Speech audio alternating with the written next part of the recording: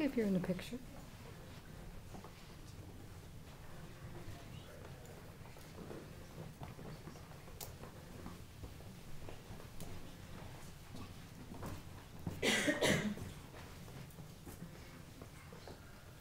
Good evening. I'm Elizabeth Edwards.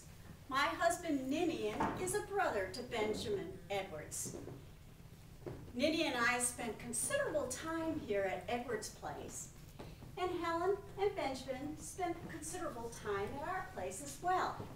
But you're probably not so interested in hearing about me. You might be more interested in my sister. You see, my maiden name is Todd, of the Lexington Todds. Mary was my younger sister. Ever since she was a little girl, Mary always said she wanted to grow up to marry the President of the United States. Well, that was just little girls' talk. When we moved to Springfield, Mary lived with us. And when she had moved here, Mr. Lincoln started courting her. Now, Nitty and I thought that Mr. Lincoln was the last man who would ever become President of the United States. But Mary insisted there was something great in him. He did come from a humble background, but he was smart and intelligent, and he did tell some interesting stories. I'll never forget the day of her wedding. Ninian met Abraham Lincoln on the street, and he told him that he and Mary were going to be married in the parsonage that very morning.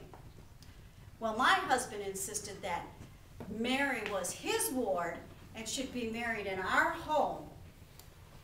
So he rushed home to tell me to prepare for a wedding this evening. I had two little ones, 5 and 3, and I was 7 months pregnant at the time. I burst into tears. My husband had to get Mrs. Levering from next door to help comfort me, while he ran over to tell Benjamin and Helen the good news. Well, I was so mad at Mary, not for marrying Mr. Lincoln, for he was kind and gentle and would make her a fine husband, but for not giving me enough warning. I would have loved to have had 2 weeks to prepare a proper wedding celebration. I told Mary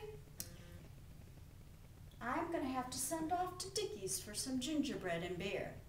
And she, with her wit, said, well, that's good enough for plebeians. She was still a little angry at me for my earlier remarks about Mr. Lincoln. Well, in the end, it was a fine affair, and thanks to Helen, she helped calm everything down and smooth it out, and it was a simple but impressive affair. For the rest of her life, I was like a mother to Mary. I was always there when she needed me. And when little Willie died in the White House, Abraham summoned me to come and comfort her again. And when Mary had no place else to go, she came to live with me again. And when she died, we had her funeral in our parlor.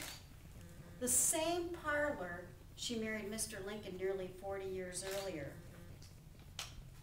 Well, that's enough about me and my sister, and I do need to get back to my sewing.